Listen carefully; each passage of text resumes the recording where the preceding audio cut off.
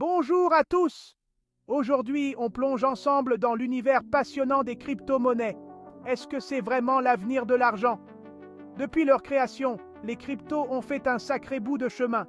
Fans ou sceptiques, difficile de nier qu'elles prennent de plus en plus de place dans notre économie.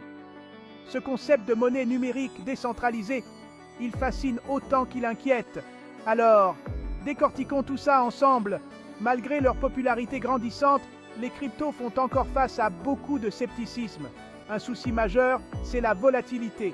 Les prix peuvent monter et descendre en flèche, ce qui rend l'investissement assez risqué.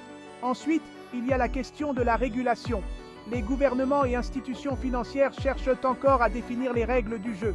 Et n'oublions pas la sécurité. Avec les piratages et les vols de fonds, les cryptos ont encore du chemin à faire pour rassurer les utilisateurs.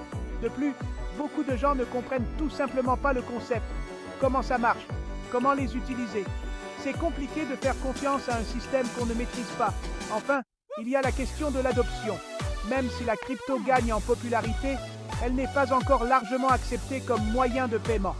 Difficile d'imaginer un monde où elle serait la monnaie principale. Mais, et si on se disait qu'il existe des crypto-monnaies qui essaient justement de répondre à ces inquiétudes? On a par exemple les stablecoins, qui visent à réduire la volatilité en s'alignant sur une monnaie traditionnelle, ou des monnaies comme Monero, qui mettent la confidentialité et la sécurité au premier plan. Et puis, des plateformes comme Coinbase s'efforcent de rendre la crypto plus accessible et facile à utiliser. Imaginez un monde où vous pouvez envoyer de l'argent à l'étranger sans subir des frais exorbitants ni des délais de transfert interminables. Imaginez des agriculteurs dans des régions rurales qui ont accès à des services financiers sans avoir à se déplacer jusqu'à une banque. La crypto a le potentiel de faire tout ça, et bien plus encore. Et elle le fait déjà, à petite échelle, mais de façon significative. Par exemple, dans certaines régions d'Afrique, la crypto est utilisée pour autonomiser les communautés marginalisées et offrir un accès financier à ceux qui en ont le plus besoin. Et dans des pays comme le Venezuela, la crypto est devenue un véritable soutien pour les populations qui tentent de fuir l'effondrement économique. Ce ne sont que quelques exemples, mais ils montrent clairement comment la crypto est en train de changer la donne. Difficile de ne pas être enthousiaste face à son potentiel. D'ailleurs, beaucoup d'experts pensent que la crypto pourrait bien remplacer les monnaies traditionnelles dans certains cas.